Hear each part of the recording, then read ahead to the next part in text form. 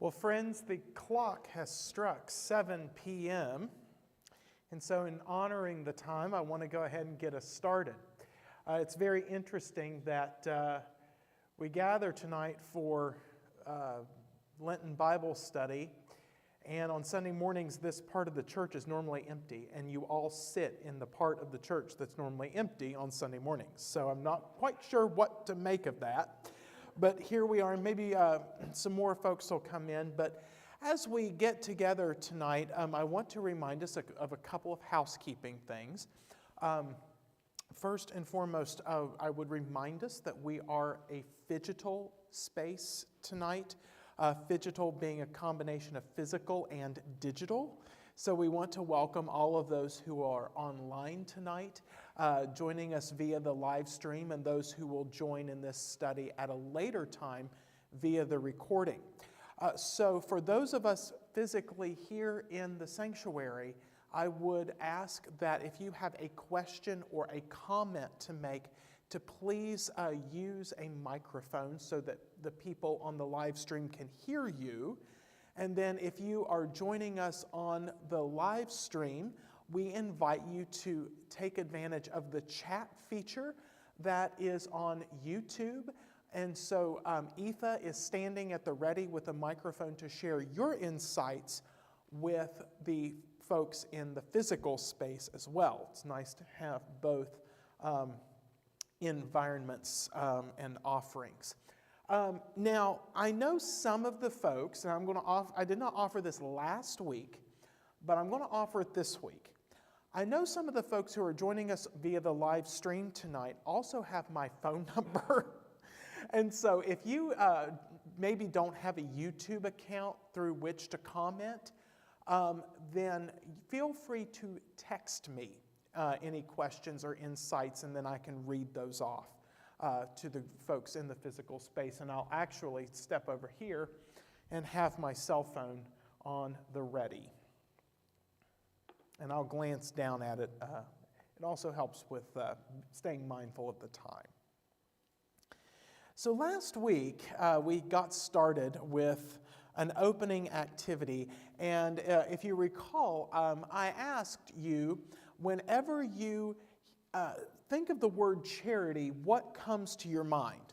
And we created a pretty interesting list. Donations, religious organizations, needs, serving, cynicism, arrogance, good intentions, a savior complex, physical donations, a tax write-off, thinking of others as less than, or others being thought of as less than, volunteering time, helping, missions, guilt, judgmentalism, and I'm sure we could think of so much more. Now, tonight, I want to ask you, when you hear the word toxic, what comes to your mind? Harmful.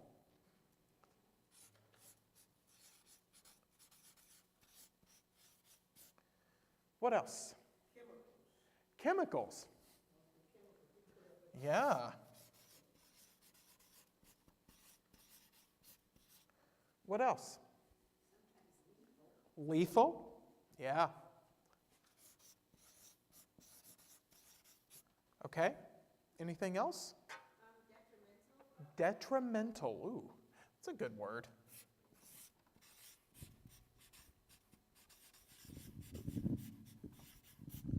Okay. You can mute that, Keith. We probably won't need it for the popcorning answers. Okay. What else? What else do you think of when you think? I have biohazards. Biohazards, okay. I'm actually going to put bio in parentheses and just have hazards as well. Okay. Anything else come to mind? Avenger? Oh, okay. Okay. Hey, there's no right or wrong answers here. Poison. Poison?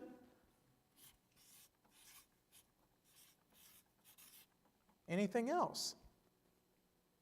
Fatal. Fatal? that kind of ranks up there with lethal. All right, online people, you all are stepping up your game tonight. What else? Pets and humans, Pets and humans. because, you know, you give an animal something that's make it sick, and then Yeah, humans get a hold of things that are toxic. yeah, yeah.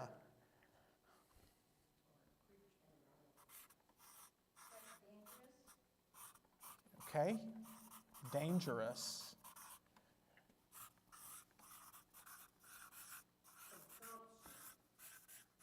Consumption.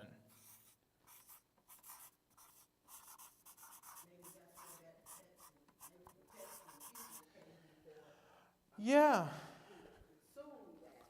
Yeah. The toxicity of something is often not toxic until it is consumed. Whether it is applied to our skin or ingested in some way. Yeah.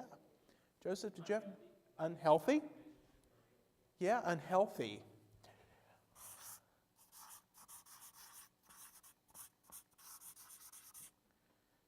Yeah, I will say, you mentioned relationships, and toxic is a big buzzword that gets floated around these days to talk about interpersonal interactions. And sometimes we talk about those toxic traits or the toxic personalities or the toxic people in our lives. And like any buzzword, like any big thing, I think sometimes things get labeled as toxic that aren't supposed to be.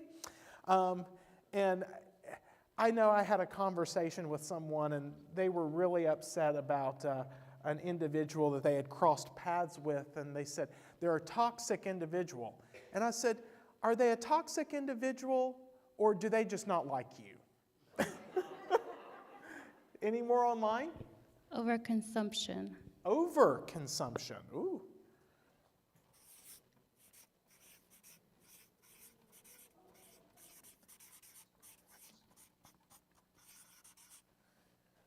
Okay. Sometimes when we overconsume a safe item, it becomes toxic and dangerous to us. Yeah? Scary? Yeah. Whenever you see packaging with a skull and crossbones on it, it'll put the fear of God in you. Yeah. One time I got a drain cleaner at Lowe's to unclog a drain, and they had to go unlock a case for it because I couldn't just go and get it off the shelf. They had to unlock a cabinet to get it for me. And I mean, this packaging, I didn't even want to use it. And come to find out, it was straight lie. Yeah, a very highly toxic. But you know, it's interesting too. I think of toxic. You think, so let's talk about elements, chemicals, right? Sodium, a highly toxic chemical. If you ingest it, it will kill you. The element sodium. Chlorine also is absolutely toxic, and it will also kill you.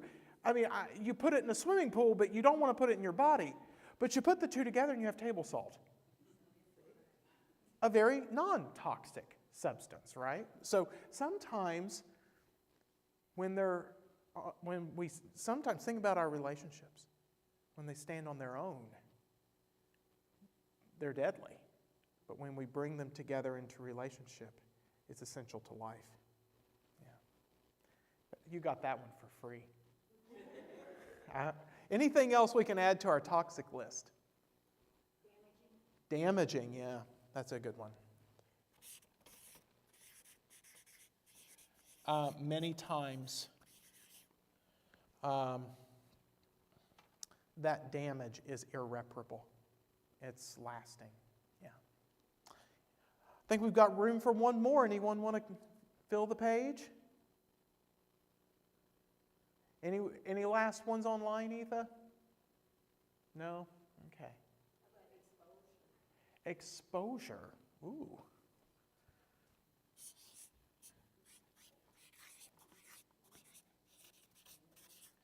Yeah, sometimes the toxicity comes when we are exposed to something. Radiation exposure, for example. If we're overexposed to the sun, it can. I did not realize until my adulthood that sun poisoning was a real thing. I had never heard of anyone being sun poisoned, but sometimes the sun's harmful rays can be toxic to us. Yeah. Well, these are all great answers, and I'm going to leave these up here right for a second, Vernice, and then I'll hand it off to you to put over here on the wall. But as we get started, I want to keep this list in front of us. But before we get started with our conversation, let's pray together. This is another day, O Lord. We know not what it will bring forth, but make us ready, Lord, for whatever it may be. If we are to stand up, help us to stand bravely. If we are to sit still, help us to sit quietly. If we are to lie low, help us to do it patiently. And if we are to do nothing, help us to do it gallantly. Make these words more than words, and give us the Spirit of Jesus. Amen. Well, last week, I have to say, last week was so great. Our discussion was so great that I have been excited about this since we ended last time. So I'm just giddy with excitement. And if you were here last week or if you watched online, you know that I began with a story from my seminary days. Well, I'm going to begin with another story, this time from my ministry life. And many of you know that before I came to Bethel last summer, I spent 4 years of life and ministry up in Muncie. And for a small city of only 60,000 residents, there are dozens of charitable organizations, apart from churches, dozens of them, providing untold amounts of relief to persons facing any variety of circumstances. Some do incredible work, while others need some work. I don't think I had unpacked all of my moving boxes yet in 2019 when I was introduced to one of these organizations called Covenant Partners Ministries. Just out of curiosity, have any of you ever heard of Muncie Covenant Partners? Okay. So the former Riverside United Methodist Church, my first Muncie appointment, had a deep, long-standing relationship with Covenant Partners. I quickly learned in a missions committee meeting that Covenant Partners was started a little over 30 years ago when area United Methodist churches covenanted and partnered together to serve people in the community experiencing extreme poverty, what they would have called the poorest of the poor. Now, these churches raised enough money to buy a small building on Jackson Street toward downtown. It soon became recognized in the annual conference as a charge in our appointment system. They had their own pastor, their own sanctuary, their own services on Sunday afternoons, plus all of the relief programs that they offered. And I asked, why did they adopt this model? Why a building where they did their own thing? I will never forget when I was told verbatim, well, those people would be too uncomfortable in our churches.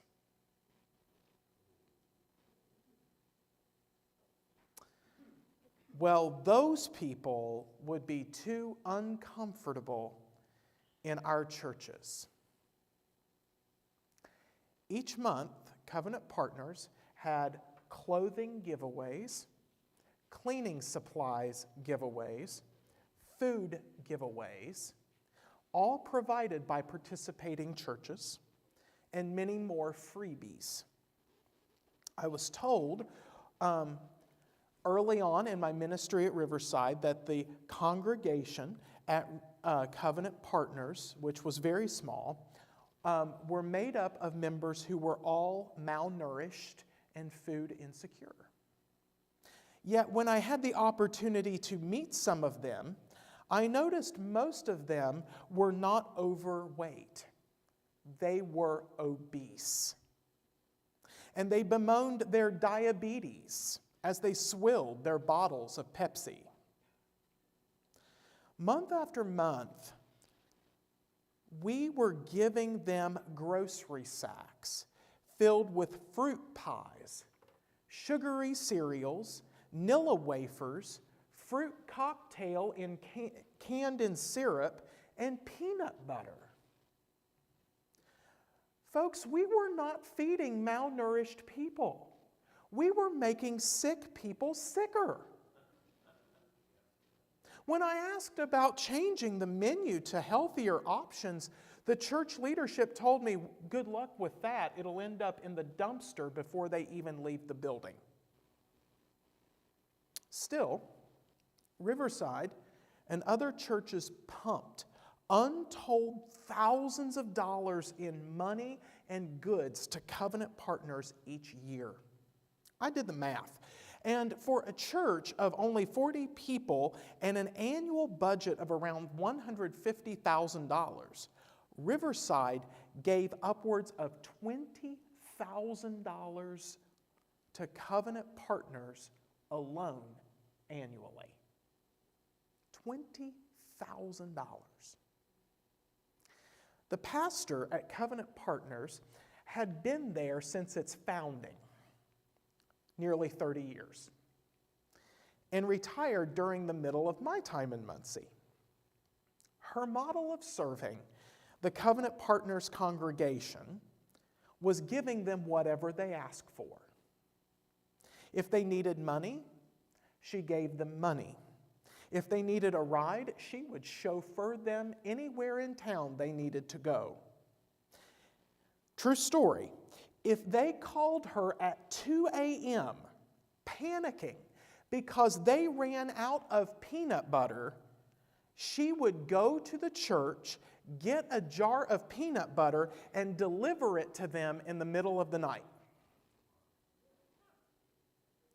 After she retired, a new pastor was appointed. And for the first several months, she stayed close by him to assist with the transition. I was friends, and I'm still friends with we actually left Muncie at the same time, but the new pastor and I were friends, and we would get coffee regularly, and he recounted a conversation that the retired pastor and the new pastor had.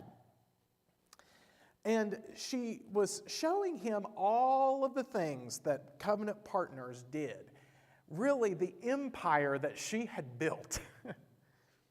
Proud as a peahen, she showed him everything she had done and asked him, "So what do you think about all this?" He replied, "I see a whole lot of enabling here, but very little helping." The retired pastor was furious. She stormed out of the building and didn't offer another ounce of assistance to that new pastor from that point forward. So keep that story in the back of your mind. Last week, I want to make another note on language.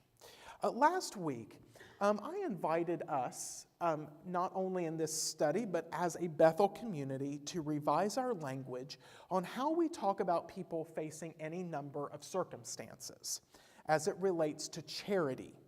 We noted how people should not be defined by their circumstances or their experiences. I mean, nobody wants that. So if you remember, last week, for those of you who were here, we offered suggestions. Instead of saying the poor, we would say people experiencing poverty. Or instead of saying the homeless, we would say people experiencing unhousing or homelessness. Instead of saying addicts, we would say people experiencing addiction or people experiencing substance addiction or a substance dependency. And the purpose for that was to restore their humanity, to see them first and foremost as people and not define them by their struggle. This week, I invite us to also revise our language on how we talk about serving people faced with any number of circumstances. Now, I know what I'm about to say may make you feel a little uneasy, but bear with me. I invite us to move away from using the words missions and outreach. Both of these terms are antiquated and outdated. What's more is I believe they further serve to dehumanize people we are called to serve with. They reduce people to missions and ministries and projects. People are not ministries. They are ministers. People are people. Beloved children of God. They are not projects. And so, not only should we use language that restores their humanity, we should be using language that also allows us to see them as people. And sometimes missions and outreach can kind of get in the way of that. So I would invite us to use language like community engagement or community relationships instead, a more relational, engaging language with our community. Okay? Any thoughts or questions about that? You know, hundreds of years ago when I was teaching, it seems like, when we wrote our rules for the We need a microphone. Yeah, I'm sorry, I broke my own rule.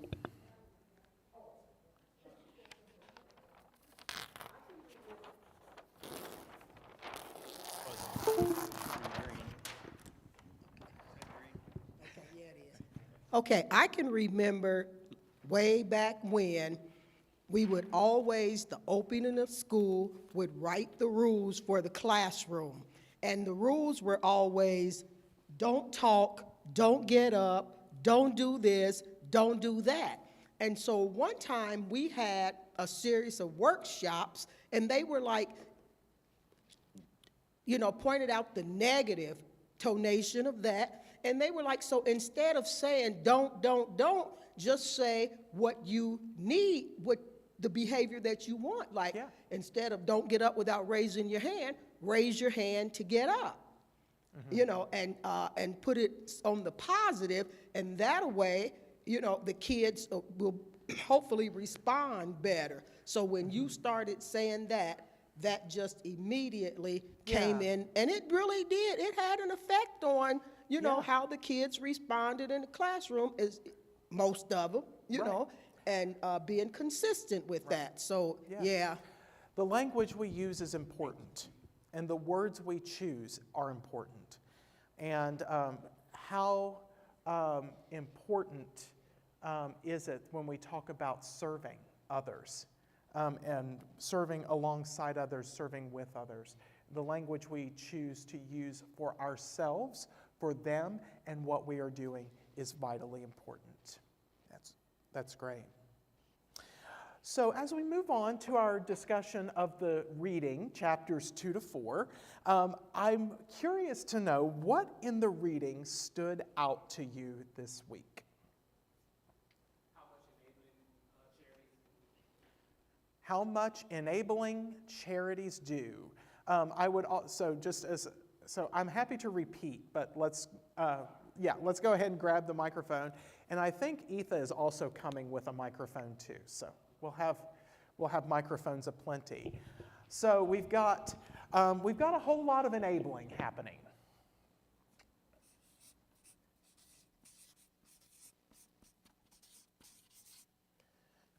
Anything else? What else stood out to you? Evelyn, go ahead. She's got a microphone. Oh, hello? Oh, Yeah. sorry. Yeah. So I had one, a quick one. It was how giving can actually have an emotional price tag to it. Yeah.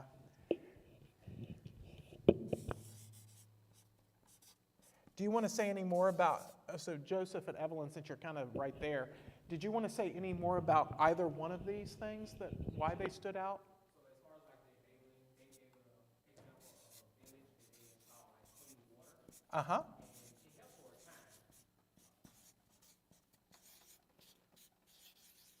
So they gave them clean water. And it helped for a time. They put all like the piping and everything in place, and then when they went, because they went every year, and then when they came back, they noticed why the people making that mile trek to get the water again. Found out it broke. And it just was an endless cycle of over and over again. They just, instead of getting them the tools like how to fix it, to maintain it, they just waited till the people came, their saviors, as they termed in the book, to come back and just fix it again. Yeah. And I love to come back so they could fix their well. Mm-hmm. They've laid no ownership claim to the well, right? Yeah. Evelyn, did you want to, and then Scott. Evelyn, did you want to Oh, say any more yes. about the emotional Oh, price yeah, tag? I'm sorry. Yeah. And so, No, we'll do Evelyn and then Scott. I'm sorry.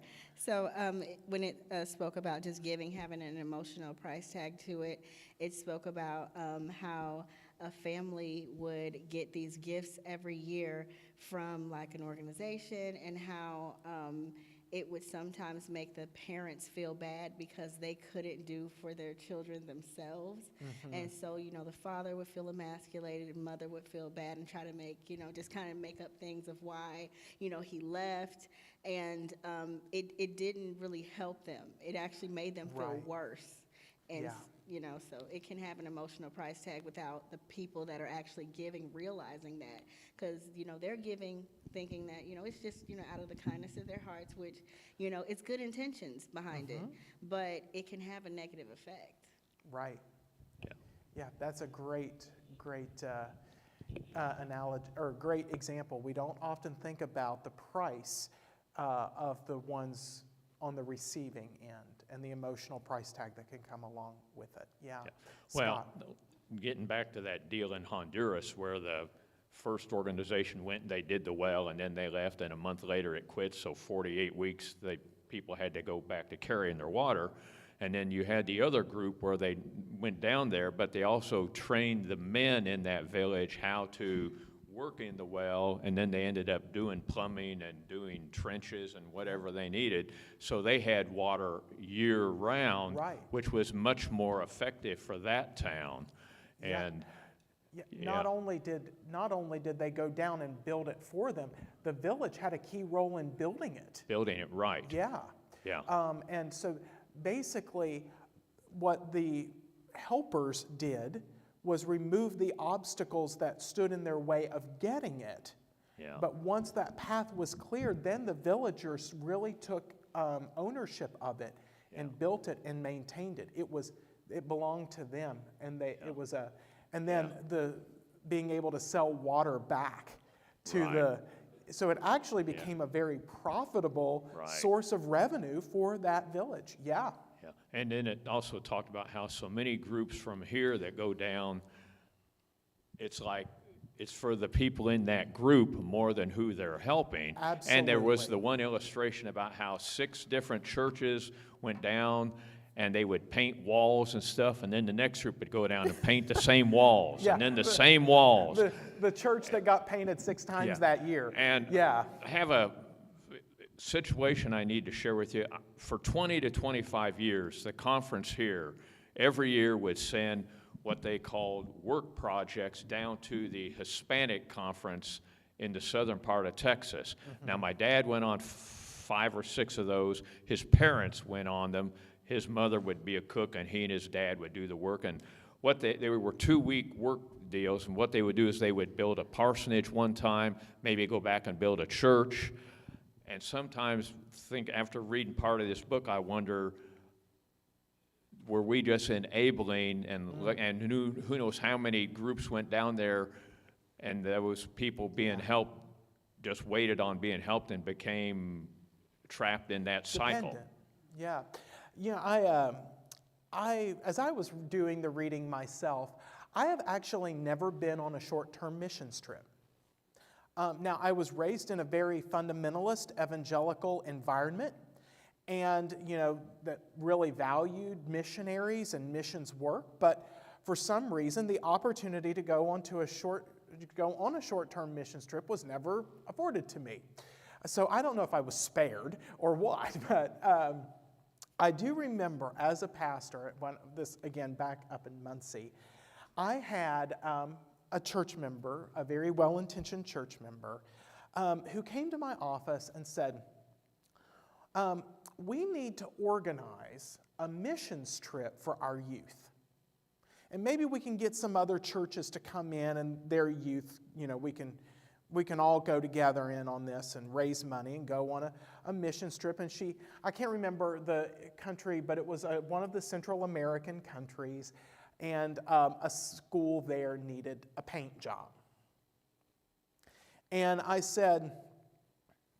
looked at this church member, I said, well, that sounds all well and good, but is there no one in that community that knows how to paint? She looked at me like I was a unicorn. And I said, I'm sure that there are skilled painters in that community who really need the work and are fully equipped to paint that school. And that would be a lot cheaper than the thousands of dollars we would be spending to go down there and do this work. And then she looked at me and said, but Pastor Keith, you don't get it. This is about our youth and giving them an experience to live and to see a part of the world that is very poor, so they can come back and be more grateful for what they do have. And I said, okay,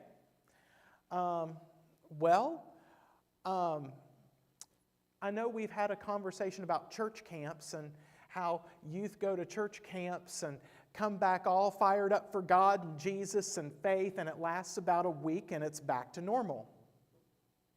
And I said, you know what? Those youth might come back a little bit more grateful for what they have, but I guarantee you that when the next iPhone, PlayStation, or Xbox comes out, what they have will not be good enough. And they will not be grateful for what they have. So I said, I offered to her an alternative, and she didn't like that idea, so sorry to squash her good-intentioned idea, but I do remember that conversation. It had nothing to do with the people in the village. It had everything to do about making our youth more grateful. And I thought, I don't think that's the best reason to spend thousands of dollars on a missions trip. Anything on the online world?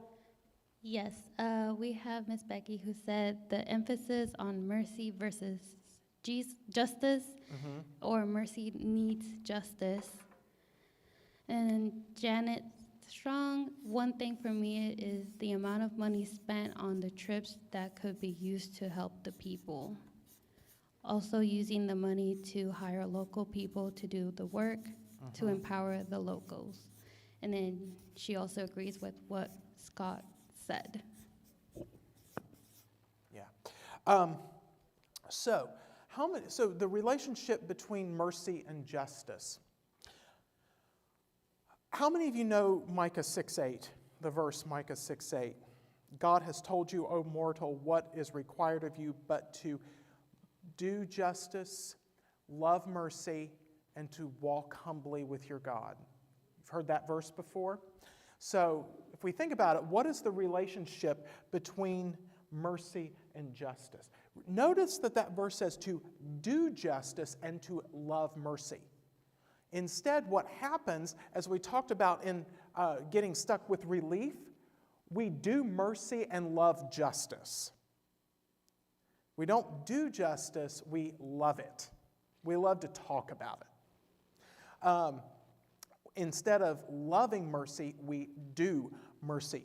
So mercy, so here's the best thing I can say about the relationship between mercy and justice. Mercy asks us, why do we have to do so much justice? Justice asks us, why do we have to do mercy?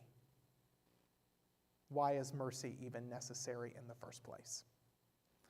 So I did not come up with that. I am repeating that. I heard it in a sermon once. Sandy, did you have your hand raised? Yeah. Yes, kind of want to tag on to what Evelyn had said when she mentioned the loss of dignity by the recipient of the help. And one of the things that he lifted up was the fact that there was a willingness out of need to accept that loss of dignity, but it also then becomes an addiction to the welfare. And it's hard for them who have gotten into the cycle to break the cycle, and that's something that I think, well, as you said, the follow-up book on this is toxic detox or charity detox, and learning how to find ways to make it easier and more desirable for people to break that cycle. Yeah. Evelyn, you want to pass the microphone on back?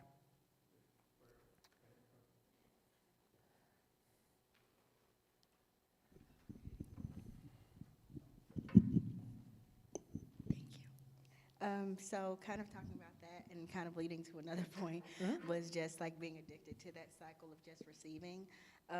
One of the points that it was making when it just talked about like the problem with the good intentions was how it can foster a dishonest relationship where when it spoke about how a lot of the youth would come in.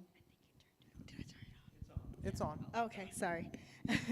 So when they were talking about how a lot of the youth would come, and I think this was in Honduras when they would do the flooring, but they were inexperienced, and so they would do it and it would be like completely wrong, and there would be people waiting that were locals that could do it, and they were looking for work, and so Right. sometimes it would have to be redone.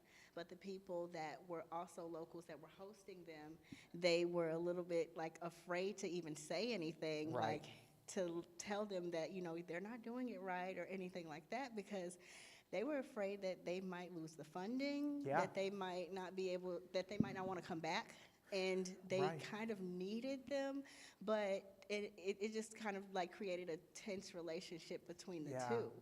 And so that's Yeah. a waste of resources as well. Right. Yeah, they thought if they upset these good-intentioned U.S. or tourists, ministry tourists, then that the hosts would get, or that the sponsors would get all upset and withdraw all support. And some support they actually did need and depend on, and that really did help them. Yeah. So there's some risk in there too. That's not good. That's not necessary. Yeah. Ethan? What unselfish charity should be versus what selfish charity is, page 25. Okay. Yeah, what selfish charity. So 25. Aha, yeah. So unselfish investment should never be mindless, never be irresponsible, and always calculate the cost, always consider the outcome, and always be a partnership. I think that's a big one, yeah. In that same vein, not to direct the conversation, but I believe that it's probably one of the most important parts of the reading today, and I want to make sure we discuss it. Speaking of these relationships, the dishonest relationships, I think one of the most important parts of the reading today is on page 60 and 61. 60 and 61, where Lupton talks about needs-based relationships. The center paragraph on page 60. Relationships built on need are seldom healthy. There is an implicit expectation, at least a hope, that the recipient of charity will use that assistance to better, let's make it gender inclusive, better themselves. The immediate predicament may pluck at one's heartstrings, but if it persists, the tune in time goes sour. No one wants to support irresponsibility or create dependency or feel used. Unless the victim of misfortune exerts honest effort to regain self-reliance, the relationship between helper and helpee will tend to deteriorate. At some point, accountability is required.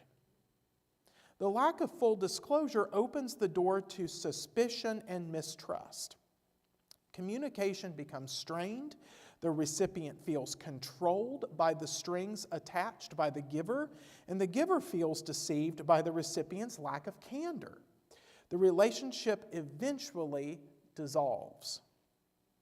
Relationships built on need tend to be short-lived. And then he kind of goes back to the example between Janice and Anne.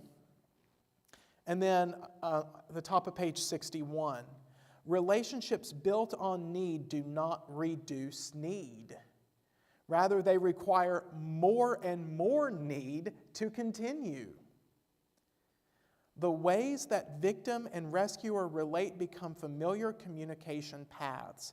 The victim brings the dilemma, the rescuer finds the solution. When one problem is solved, another must be presented in order for the relationship to continue.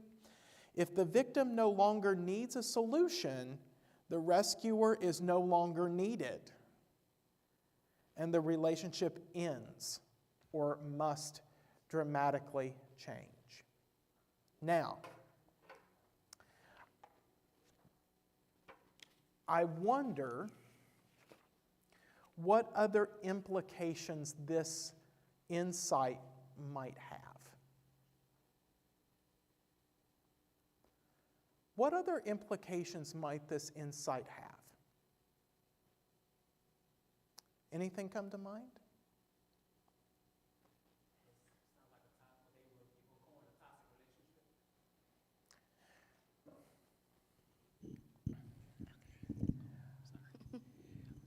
Well, we were just talking about toxic, like a toxic relationship and all those things is unhealthy, as we kind of describe it. It can poisonous, like it's literally just going to deteriorate, gets worse. Yeah. It's not healthy for anyone.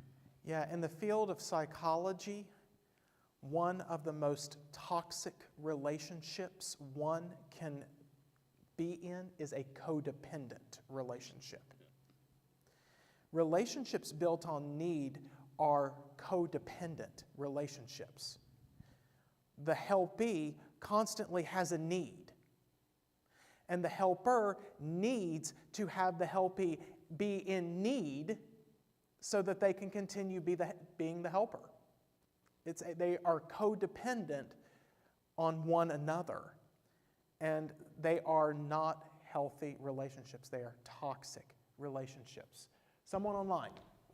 Someone has a question. Are we creating this scenario with our diaper pantry? Are we creating this scenario with our diaper pantry? I should not be the one to answer that. As pastor, it is not my responsibility to answer that. But I do believe that that needs to be a conversation that we have as a congregation about that and all of our ministries.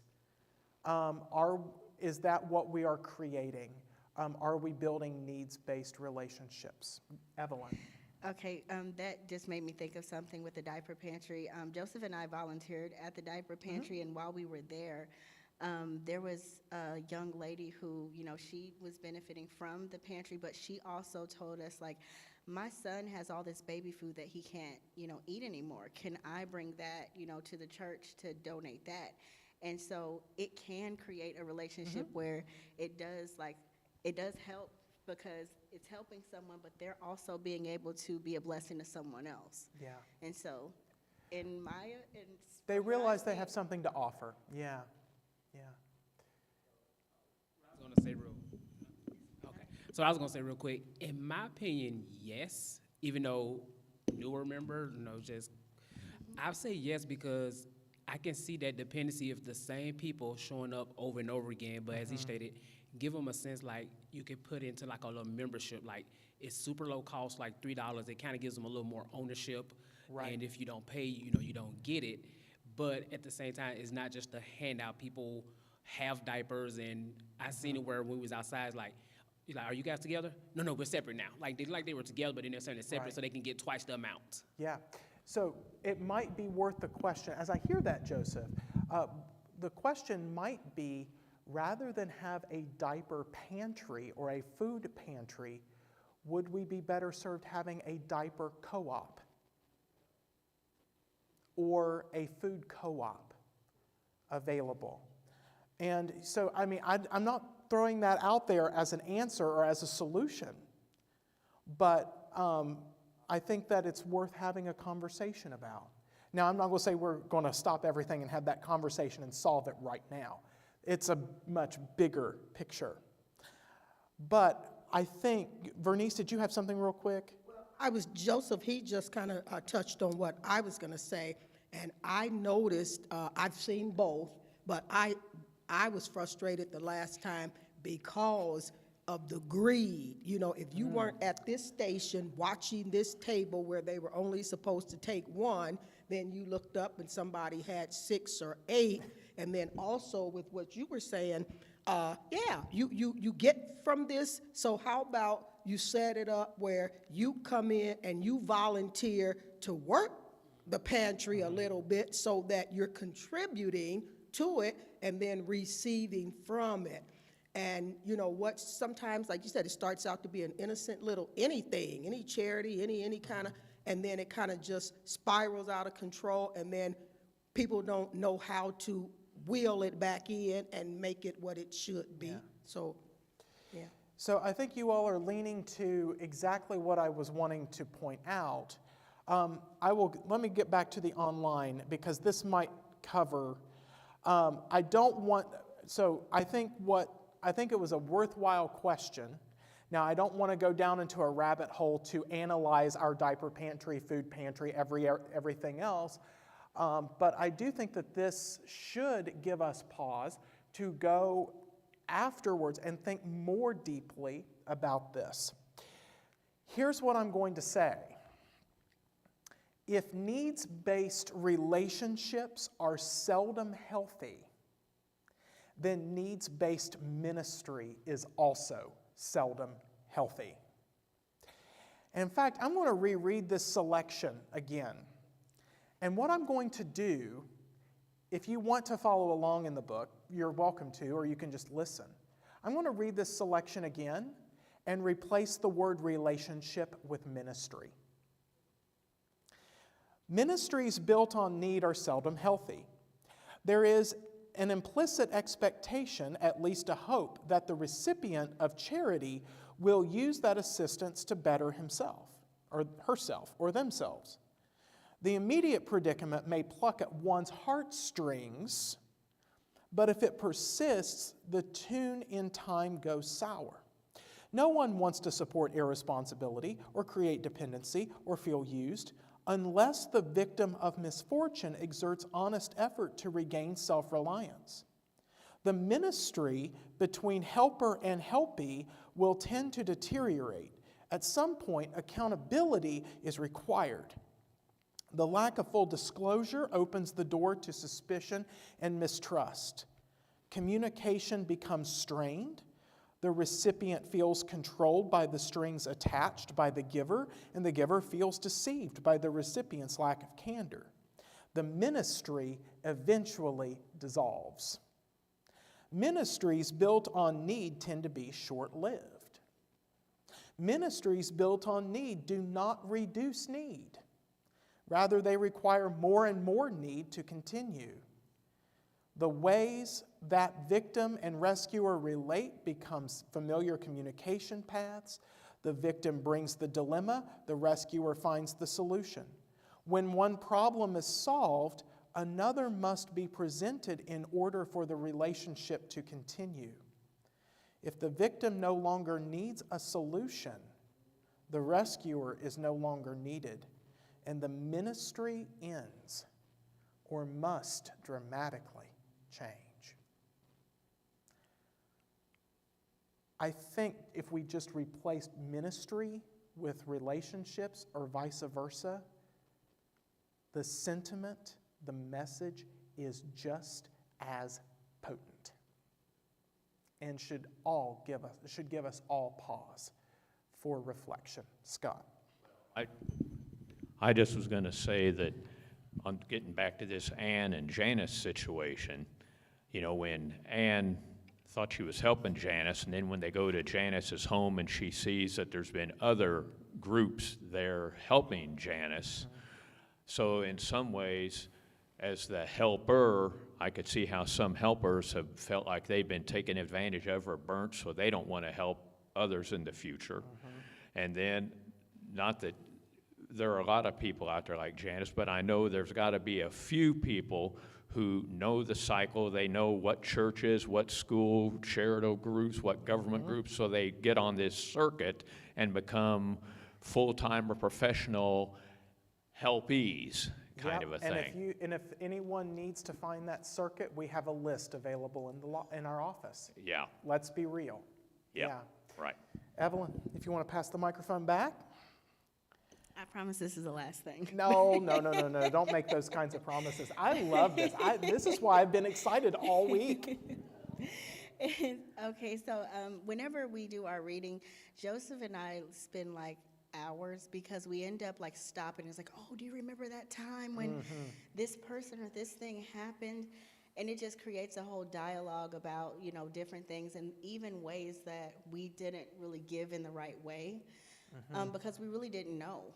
Right. This has like opened our eyes to how, you know, how you're supposed to pretty much create more of a partnership when giving, because you're supposed to help people in a way that makes them better off instead of like more dependent. Right. And I like brought up a specific situation with a family member who we would help often, you know, and it felt after a while, it was like the only time we hear from them is, you know, when they need something. It's like as soon as the phone rings, we already know. Yep. And, you know, we created a fund where we just budget out money every 2 weeks just for, you know, giving and like blessing people. But we started to notice this same person kept using all of it. And it felt like, we're like, it's almost feels like a bill, you know, at this point. And it like came to a head with me because I was saving money for a specific thing outside of the budget. And they needed the money, and I gave it to them, and then I found out that they didn't use it for what they said they were going to use it for. And it hurt my feelings. Absolutely. Because, you know, I work hard, my job is stressful. Did I turn it on? Nope, you're good. Okay, sorry. I work really hard and my job is stressful, so I was really saving, and and I just gave it because I felt, you know, like, you know, they could use it. They need it more than I do, and it had a story. And I was like, I forwent what I really, really wanted to give just for them to get, you know, to spend it frivolously, and it just hurt my feelings. And so I felt like that relationship wasn't built the correct way. Yeah, and that's one of the things I think about, you know, the reading, and I'm so encouraged to hear that, and in a way because it should, because one, I don't think that it should be sending us on a guilt trip, but it should be one of the reasons I love this book is because I do the same thing. I stop and I think about experiences in my own life when I may have when I may have actually purported or promoted a toxic charity model when I should have been more responsible or leaned into a relationship in a different way. Now, I will say that the relationship or the relationships that I think about in my life are pastor and congregant. And what happens when there is a congregant in need. And that congregant's not only relationship to me as their pastor, but the congregant's relationship to the entire church. Now, I'm going to tell a story about that next week, about how that did not end well. But I think we have to pause and realize that none of this, what you just talked about, and I'm sure all of us in this room and online have our own stories, right? And the thing about that is none of it is done out of malevolence or evil. They're all done with good intentions. And, but I'm sure we're all familiar with the old expression, the road to hell is paved with good intentions, right? And in fact, I had it in my lesson plan to ask you all about a time when you or someone operated out of the best of intentions and it backfired and caused more harm than good, either to the one being helped or to the helper. And that's because good intentions are not always good enough. And do you all know the golden rule? You just quoted it. Do unto others as you would have them do unto you. But recently, I learned the platinum rule. How many of you are familiar with the platinum rule? The platinum rule actually, the golden rule, do unto others as you would have them do unto you. The platinum rule says, do unto others as you would have, or do unto others as they would have you do unto them. Do unto others as they would have you do unto them. Because what you would have others do to you may not be the same for someone else. We are ethically obligated to serve people as they would have us to do with them and alongside them, and not to impose out, because what our preferences, our wants, our desires, our good intentions onto that person. Joseph. It made me think about something from my standpoint, being on the receiving end, and I didn't have to. So when we were kids, and I'm from a small town in Mississippi called Greenwood. It's very small. But what they did was they had this thing called free lunch during the summer for like a bunch of different schools for like all the kids. You can eat if you needed food. We didn't need it, but we literally, me and my friends used to go to each school getting food, and it was more of a hangout than anything. And then when I think about it, now it's like it was just so much resources, and it wasn't just me. Most of everybody that went to one free lunch, I seen them at another school because it's like a 3-4 hour block, and we all were just hitting up all the schools, just wasting all these resources that could have actually been used to help people. And like you said, like people know what to do, they know how to make their rounds, and we were like 12 or 13, and we know what rounds to make to get all these free things. Yeah, that's a great example. So, as we continue this conversation, and I think we could probably stay here another hour and a half and talk about this, and I know because we're covering 3 chapters worth of material, one of the things I noticed in the reading as well is that Lupton uses a lot of business and economic terms when it comes to relationship and to charity. And what I sense is, and maybe you did too, what he is calling for is the use of heart and head when it comes to charity. We use our hearts because we feel empathy for others, but we also use our heads so that we can be responsible in our ministries of compassion, mercy, and justice. And I want to introduce to you a social movement that has arisen in the last 15 years or so. It is a uniquely 21st century movement called effective altruism. Effective altruism.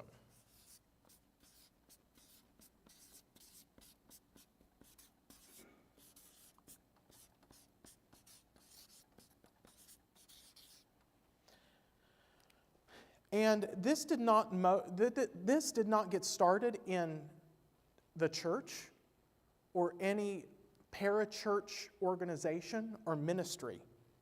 It actually started in the secular world and is motivated by philosophers, ethicists, mathematicians, economists, and other nerds. And the entire idea of effective altruism is to bridge the heart and the head. The whole basis of effective altruism is using evidence and reason to figure out how to benefit others as much as possible, and taking action on the basis of evidence and reason. The head part, right? That's not just the constant plucking at heartstrings. Because when we're solely acting out of the heartstrings being plucked in emotionalism, then oftentimes we dive into the irresponsible.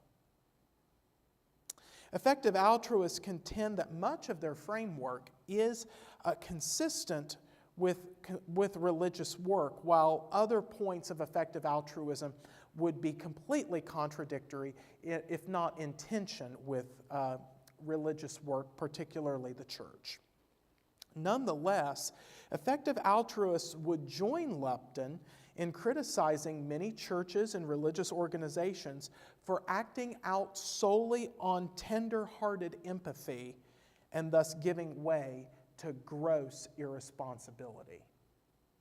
Now, one of the books that I would commend to you, now I'm not espousing everything in it, and in fact my ethics professors from my seminary days would be appalled that I'm recommending this book. I don't know if any of you know the name Peter Singer. Peter Singer is an ethicist that taught at Princeton for many, many years. He is not a Christian. He is a militant atheist.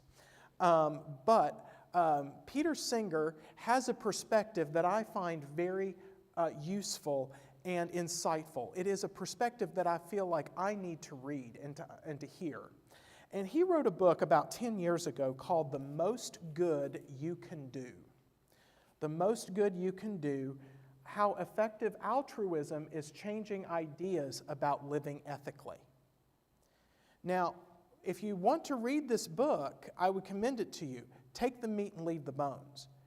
There are certain things in here that are incompatible with Christian theology. Plain and simple. But there are also very insightful things in here as well. So, The Most Good You Can Do by Peter Singer. Again, my ethics professors would be appalled that I even recommended and even mentioned Peter Singer in a Bible study. But I don't care. So, but we've got a movement here, effective altruism, the most good you can do, using heart and head. And as followers of Jesus, we should be the best effective altruists there are. Yet we're often the worst. If you want to turn in your pew Bibles to page 38 in the New Testament, we'll be in Mark chapter 12. As you're turning there, I'm going to ask, are there any online comments that we should be updated on, Etha? No, but before this conversation started, Janet just said how many people are looking for a handout instead of a hand up.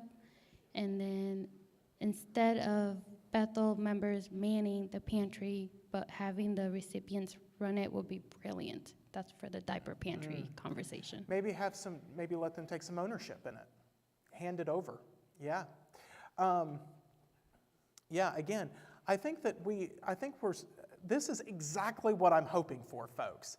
What I'm hoping for is that we can take this discussion and begin to apply it to our situation here at Bethel. And how can we maybe do some reimagining and re-envisioning of our ministries? So back to effective altruism and being followers of Jesus. We're in Mark chapter 12, page 38 in the Pew Bible, the first commandment. One of the scribes, verse 28, one of the scribes came near and heard them disputing with one another. And seeing that Jesus answered them well, the scribe asked Jesus, "Which commandment is the first of all?" Jesus answered, "The first is, 'Hear, O Israel, the Lord your God, the Lord is one. You shall love the Lord your God with all your heart and with all your soul and with all your mind and with all your strength.' The second is this, 'You shall love your neighbor as yourself.' There is no other commandment greater than these." Then the scribe said to him, "You are right, teacher. You have truly said that He is one, and besides Him there is no other. And to love Him with all the heart and with all the understanding and with all the strength, and to love one's neighbor as oneself, this is much more important than all whole burnt offerings and sacrifices." When Jesus saw that he answered wisely, he said to him, "You are not far from the kingdom of God." And after that, no one dared to ask him any question. So, think about Jesus' answer. What is the first and greatest commandment? He begins, as a good Jew would, by quoting the Shema. Shema Yisrael Adonai Eloheinu Adonai Echad. Hear, O Israel, the Lord our God, the Lord is one. That is the first commandment in all of Torah. Then, immediately after that in Torah, it goes on to say, "You shall love Adonai your God with all your heart, soul, mind, and strength, and love your neighbor as yourself." Now, most of us know these verses. Most of us can likely recite them from memory. But here's the catch. Here's where Bible study comes in. In Greek, love and charity are the same word. How would it land on our ears if we read the greatest commandment like this? Jesus answered, "The first is, 'Hear, O Israel, the Lord our God, the Lord is one. You shall do charity for the Lord your God with all your heart and with all your soul and with all your mind and with all your strength.' The second is this, 'You shall do charity for your neighbor as you would do charity for yourself.'"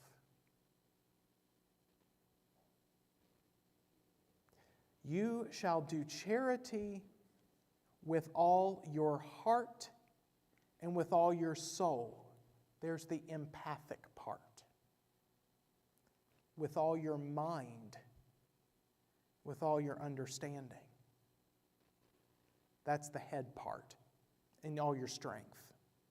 That probably just covers both heart and head.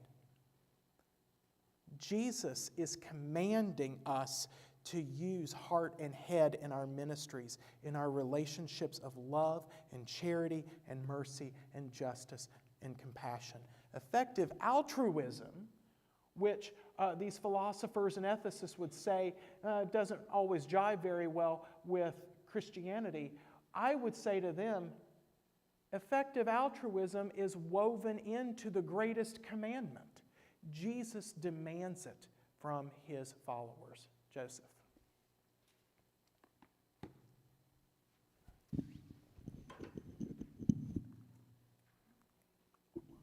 I really did like the way Lupton did use it from a business standpoint, because like you said, effective altruism, when you think about it, business, they usually try to trim the fat. They want to, cut the cost, whatever the most effective way to make a profit. but they lose like seeing people more than numbers. But if you're looking at it from like a charity standpoint, if something, you're gonna count the cost because you don't want to just waste resources, but you're gonna make it the most streamlined way to help many people as possible at the lowest cost.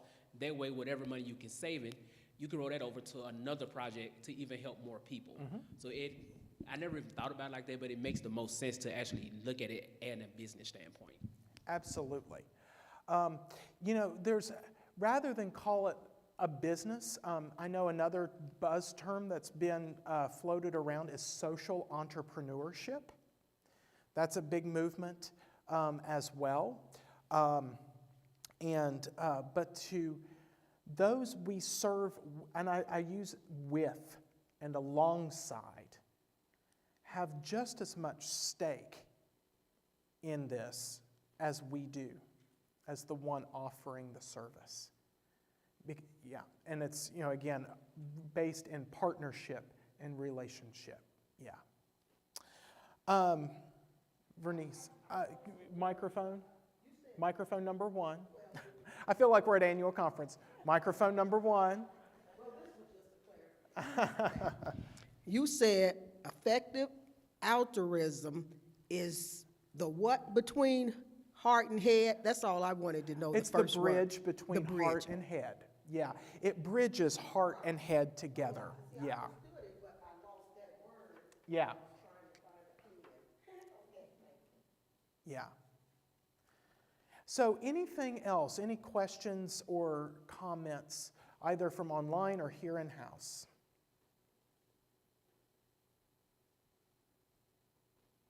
Speak now or forever hold your peace. So I think we've already done this to some extent. But I did not do this last week because we were just getting the conversation started. But in future weeks, what I want to do is to start having a time where we apply what we've read, what we've learned, what we've studied to our life here at Bethel UMC. So I've been the pastor here for 8 months now. It's hard to believe, right? But here we are, 8 months in. And as the new pastor, I'm still new. I'm not an old hat yet. These are some of the things that I've observed. Most, if not all, of our ministries, or what we might call missions, outreach, even though I said, let's move away from that, fall under the relief category. Think about nearly every mission of the month. Think about our other ministries. They almost always fall. In fact, I would say they always fall under the relief category. Yeah, because as we talked about last week, do you remember? And I know we've got some new folks here tonight, but last week we talked about the reason why so many churches get stuck in relief and don't ever bother with rehabilitation and development is because relief is quick and easy. It's something we can do in 30 days, right? And then move on to another relief of some kind. It also maintains a power dynamic of helper and helpee. If Vernice needs something that I have, then I'm the one with the power in this relationship, aren't I? Yeah. And then we talked about another reason why so many of us get stuck in, why so many churches get stuck in relief, is because it just downright makes us feel good. But it makes us feel good, and not necessarily the emotional, taking into consideration the emotional price tag of the other party. So most, if not all, of our ministries, missions and outreach, etc., fall under the relief category. One of the other things I have observed is that as it is presented to me, very few relationships are being built. And the relationships that are built, as I observe them and as they are presented to me, are all needs-based. Those are the two things that I will say that I've observed as pastor here.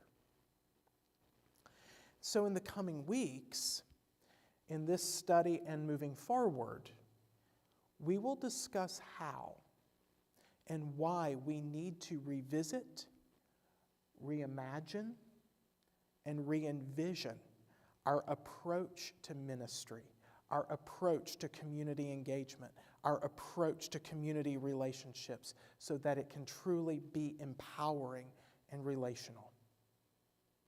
Okay? So, again, that's just the application insight that I have, that I would add to a conversation that has already started tonight, that was already brought up. I know, and I was not planning for it, and I can't plan for these things, but I know tonight our diaper pantry kind of became case study number one. But I'm not going to stop there. I want us to think about everything. And how can we reimagine and re-envision this together? So as we wind down our time, I want to close with another story. Yes, Etha. I have for Bethel, when the 10% of the members, 10% doing 90% of the work, relief is what we choose in order to, quote, cover all the historic relief we have done. That's a great point. When you've got 10% of the members doing 90% of the work, and that's not just Bethel, that's almost every church, okay? Then relief kind of falls into the default category. So what that tells me is that not only do we need to reimagine and re-envision our ministry or our missions or our community engagement, our community relationship, we need to reimagine and revisit our culture here. Why do we have only 10% of the members doing 90% of the work?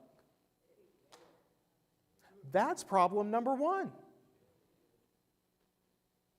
So, I'm sorry, I took off my Bible study teacher hat and put on my prophetic pastor hat for a second. And so, because if we truly want to reach people, to serve with people, if we want people to be in relationship with this amazing church, that responsibility rests upon each of us, not just a handful. Okay? So, we'll add that component into the discussion as well. Okay, I'm going to go ahead, before I share this story, I'm going to go ahead and make this last call for questions, comments, and insights. Anything? Last call. Joseph.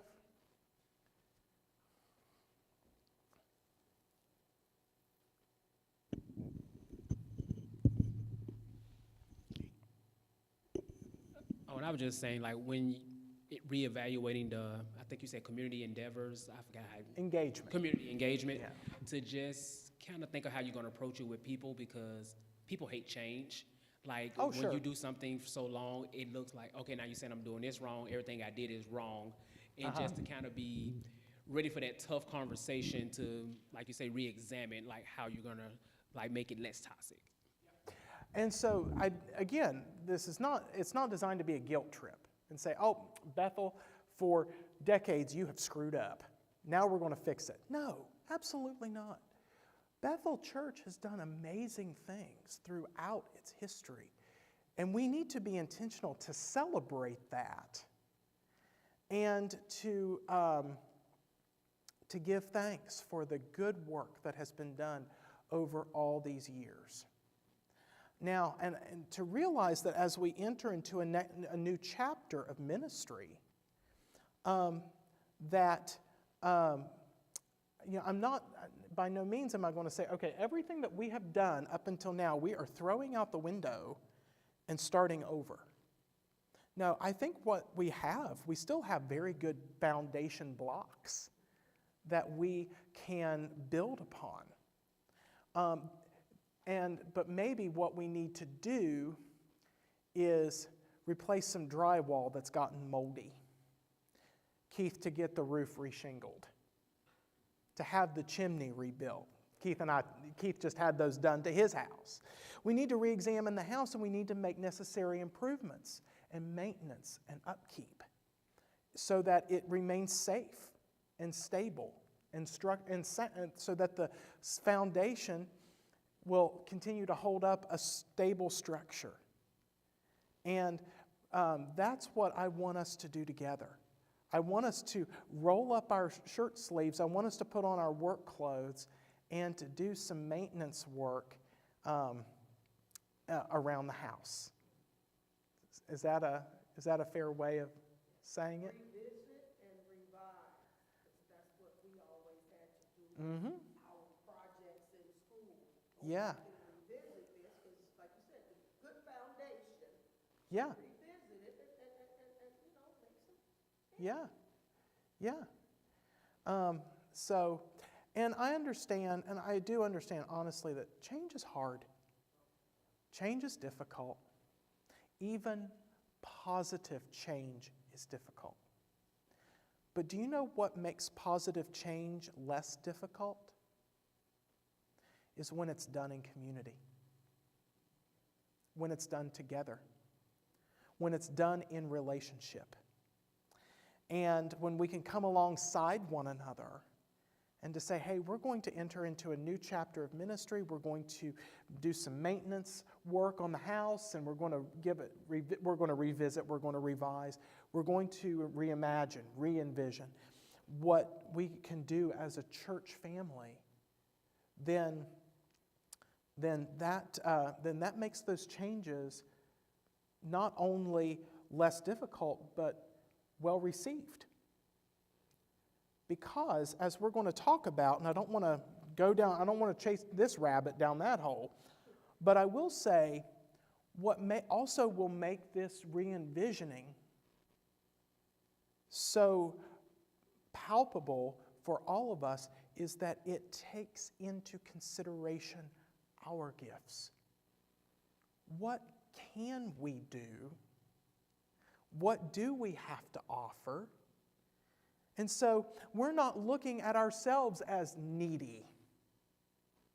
We are gifted, empowered people by the Holy Spirit for the work of community engagement and community relationship. We have gifts given to us by God that we can utilize for this kingdom work.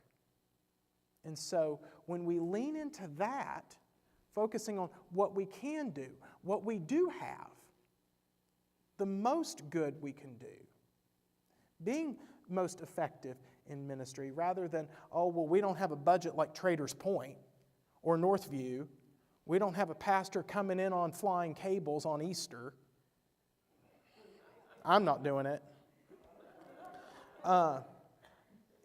When we stop playing the comparison games and think about, well, what we don't, then it makes that work much more excitable, really. Anything online? Just what chapters do we need to read Yep. for next week? Absolutely. We're going to go back to 2 chapters, so chapters 5 and 6. Chapters 5 and 6. So I'll close with a story, okay? I'm going back to Covenant Partners in Muncie. I wish I could say that the new pastor, my friend and colleague, turned Covenant Partners around for the better. During his time there, he did enact positive changes designed to empower his congregation rather than merely enabling them. He had my full support, and he remains a friend and a colleague to this day.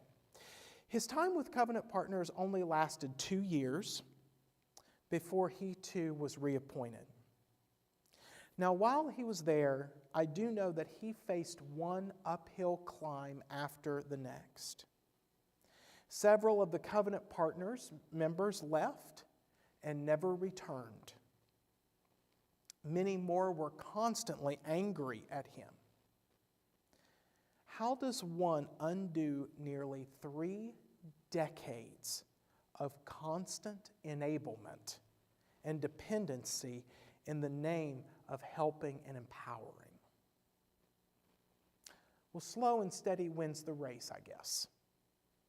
But from what I can gather, nothing substantial of change has happened for the better at Covenant Partners. They still do their monthly giveaways. Muncie churches still pump thousands of dollars to keep, this is what I called it, to keep this epicenter of enablement, the handout hub, going. And to my knowledge, not one person has been able to tell me of someone who has truly been helped through Covenant Partners Ministries. Now, I'm not picking on Covenant Partners just to pick on them. They are an example of what is perpetuated in the overwhelming majority of those Muncie charitable organizations. Examples like Covenant Partners Ministries are reflective of an epidemic that affects every community, not just Muncie. In the same vein, I know I'm not allowed to have favorite church members, but I loaned my copy of Toxic Charity to my favorite church member in Muncie.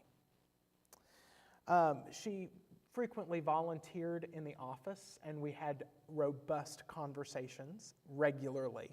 And we got to talking about these things. And I loaned her my copy, and this individual is a dear saint of God.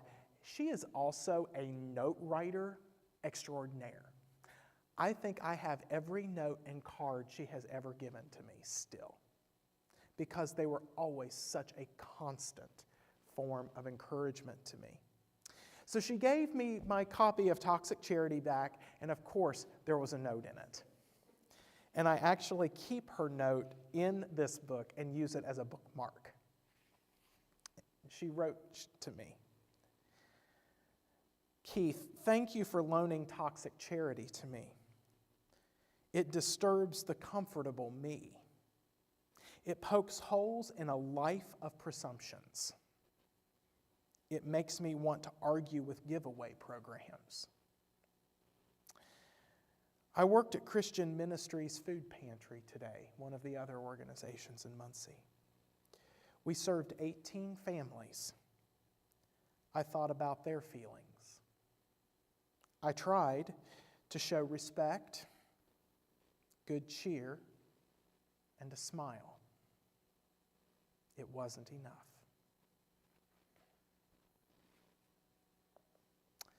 She's absolutely right.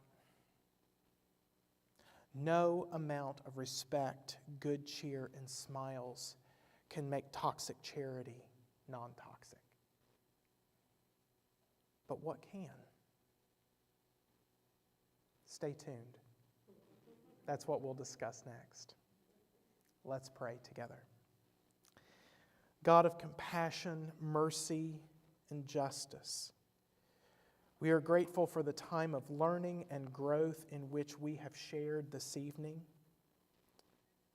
complete with conversations that are not always easy to have and sometimes difficult.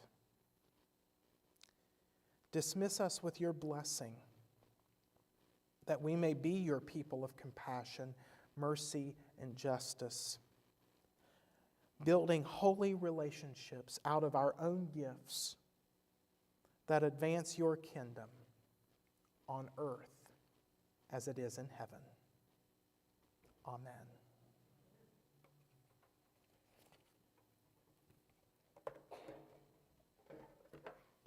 Thank you. We'll see you next week. Well, we'll see you Sunday.